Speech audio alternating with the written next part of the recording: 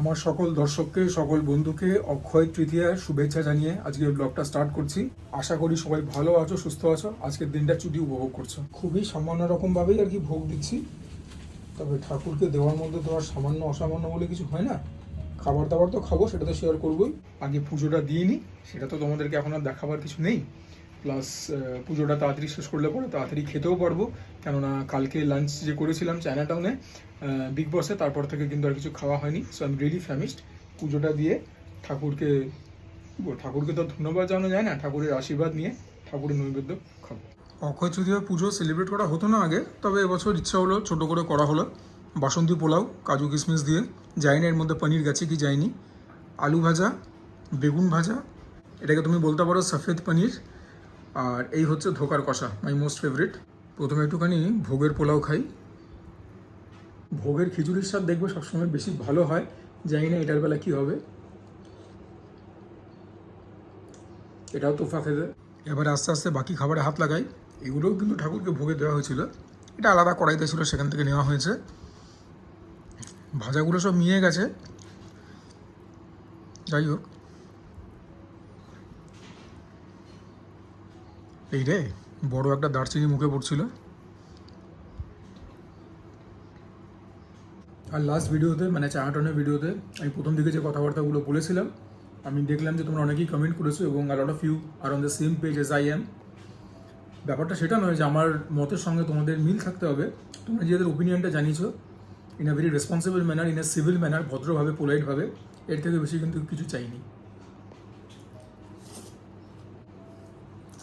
বেগুন ভাজা পোলাও, আসলে বাসন্তী পোলাও তো বাঙালিদের খুব প্রিয়।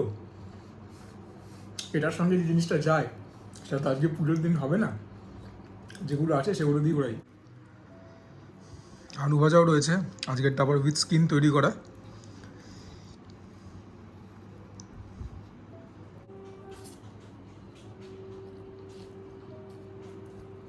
বেগুন ভাজা দিয়ে বেটার।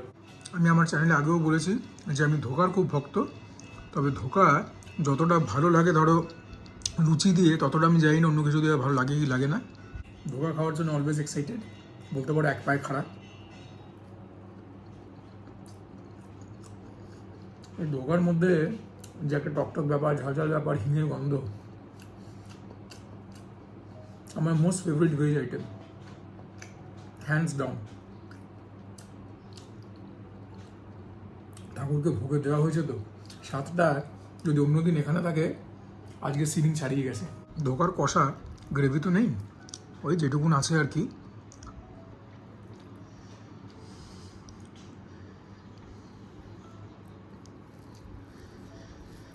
আলু দিয়ে চটকে অল্প একটুখানি কাই দিয়ে একটা গ্রাস নিই।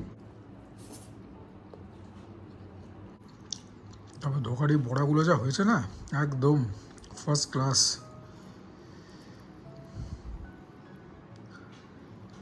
24 ঘন্টা না হলেও 22 ঘন্টার অধিক তো হয়েই গেছে, তারপরে ফাস্টিংটা ভাঙলাম। এবারে সফেদ পনিরে হাত লাগাই। এটার মধ্যেও দেখতে পাচ্ছ যে গ্রেভি আসছে, সেরকম কিছু নেই, একটা মাখা মাখা প্রিপারেশন, কাজু বাটা অনেক কিছু গেছে। একটা পনির প্রথমে এমনি খাই, এটাও খুব ভালো হয়েছে।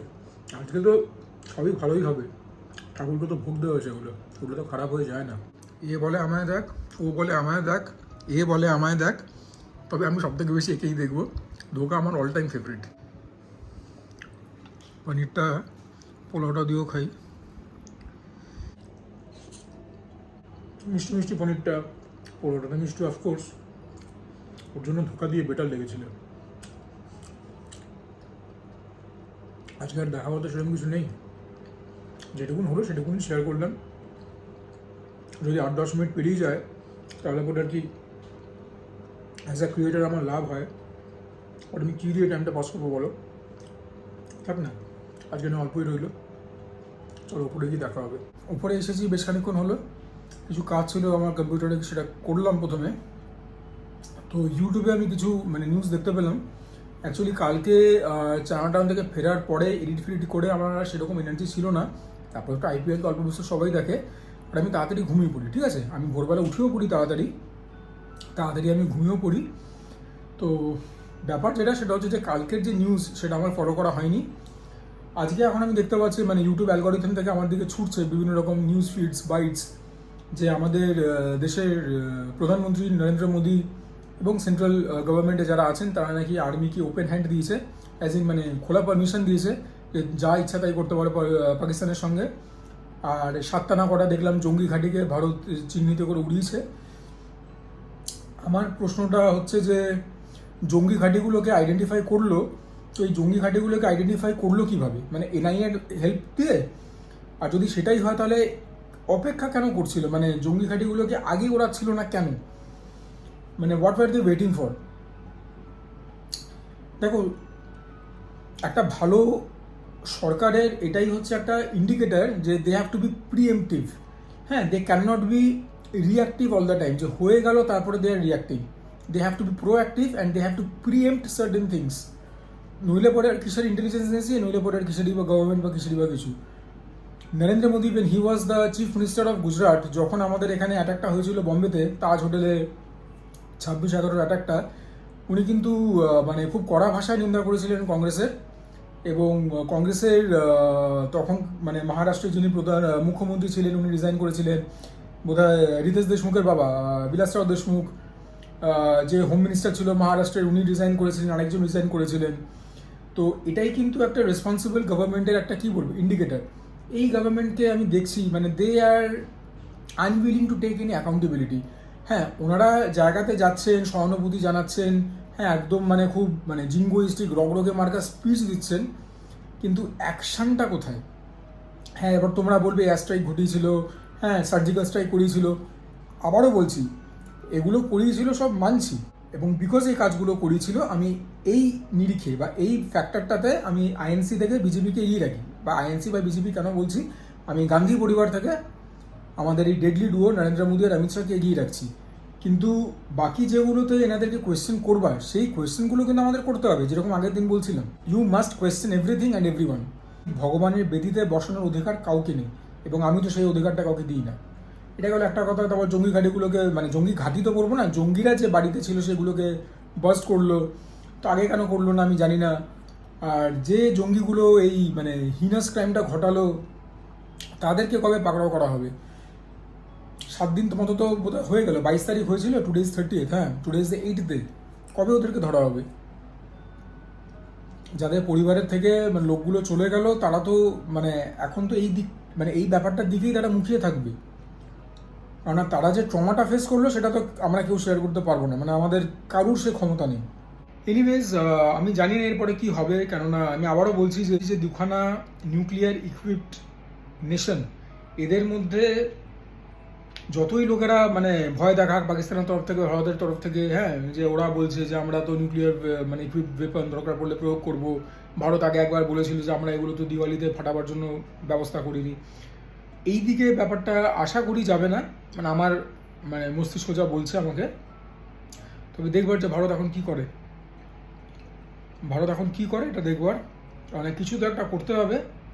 আর হোপফুলি মানে যারা অ্যাকশানগুলো নেবে তারা আমার থেকে অনেক বুদ্ধিমান, তারা নিজেদের বুদ্ধিটাকে ঠিক জায়গায় কাজে লাগাবে, অ্যান্ড কিছু একটা ভালো রেজাল্ট আমরা দেখতে পাবো। ভারত নাকি এখন ডিজিটাল স্ট্রাইক করেছে, 16টা না কটা ইউটিউব চ্যানেলকে ব্যান করেছে। এগুলো আমার মানে ওপিনিয়নে খুবই মানে বালখিল্য ব্যাপার, ঠিক আছে। যথেষ্ট রকম মিডিয়া ভারতের রয়েছে যারা কিনা পাকিস্তানি ক্রিকেটার বলো বা পাকিস্তানি পলিটিশিয়ান বলো বা পাকিস্তানি অ্যাঙ্কার বলো, তাদেরকে ইনভাইট করে ইন্ডিয়ান চ্যানেলের থ্রু দিয়ে ব্যাপারটাকে দেখাচ্ছে। এই অ্যাটাকের পরেও দেখিয়েছে পাকিস্তানি একজন অ্যাঙ্কারকে, আমি একটা চ্যানেলে দেখেছিলাম। তো মানে কারুরই তো দোষ এখানে কম নয়, প্রত্যেকেই চাইছে একটুখানি বেনিফিট করে নেওয়ার এই পুরো ব্যাপারটা থেকে। তবে মিয়ারলি 16টা ইউটিউব চ্যানেল ব্যান করাটা আমার মনে হয় না খুব একটা কিছু করবে। যখন ভারত টিকটককে ভারতে ব্যান করেছিল, যেটা কিনা একটা Chinese company, that was a welcoming move. যেখানে প্রশংসা দেওয়ার সেখানে প্রশংসা দেবো, কিন্তু 16টা ইউটিউবারের চ্যানেলকে ব্যান করে ভারত কতটা কী করতে পারবে আই ডোন্ট নো। মানে এগুলো হচ্ছে মানে আমার মনে হয় লোক দেখানি ব্যাপার, এটা আমার ওপিনিয়ন, তোমরা তোমাদের ওপিনিয়ন কমেন্টে জানাবে। আর ভারত তো সিন্ধু নদীর জলের স্রোতটা ঘুরিয়েছে, কিন্তু এখনও প্রপার ইনফ্রাস্ট্রাকচার হয়নি, সেগুলো হবে ভবিষ্যৎকালে, দেখা যাক কোন দিকের জল কোথায় গিয়ে গড়ায়। তবে এই হাফিজ সাইদ এরকম টাইপের যে মানে জঙ্গিগুলো আছে, যেগুলো মাস্টার মাইন্ড তথাকথিত, এদেরকে শেষ করতে পারাটা খুব উচিত। মানে দেখো, যখন 7-11 অ্যাটাকটা হয় না আমেরিকাতে, তার 3 দিনের মধ্যে সমস্ত জঙ্গি আইডেন্টিফাই করে একদম মোড়ে ঠোড়ে সমস্ত কিছু হয়ে যায়। ভারতের কেন এত টাইম লাগছে এই জন্য। কান্দাহারে আমরা ছেড়ে দিতে বাধ্য হই, তখন অন্য সরকার ছিল, আই নো দ্যাট। 26/11 তো হ্যাঁ, আমরা সমস্ত উগ্রপন্থীদেরকে মারতে সক্ষম হয়েছিলাম। আর এটা তো এখন অনেক টাইম লাগছে, জানি না যে কবে এরা ধরা পড়বে, শয়তানগুলো কবে এদের মৃত্যু হবে। ফিঙ্গার্স ক্রসড, যা হবে ভালো হবে, আমাদের হিতে হবে, আমাদের দেশের হিতে হবে, আমাদের দেশের গৌরবের জন্য হবে।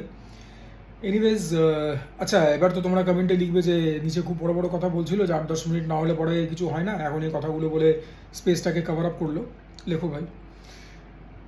আশা করি তোমাদের ভিডিওটা ভালো লাগলো। প্লিজ লাইক দ্য ভিডিও, চ্যানেলটিকে প্লিজ সাবস্ক্রাইব করবে, share my content with friends and family, তোমরা কমেন্ট করবে। And for now this is me Sujoy signing off. সবাই ভালো থেকো, সুস্থ থেকো, জমিয়ে খাওয়া দাওয়া করো, তার সঙ্গে ওয়ার্কআউট করো, বিকজ দ্যাট ইজ ইম্পারেটিভ।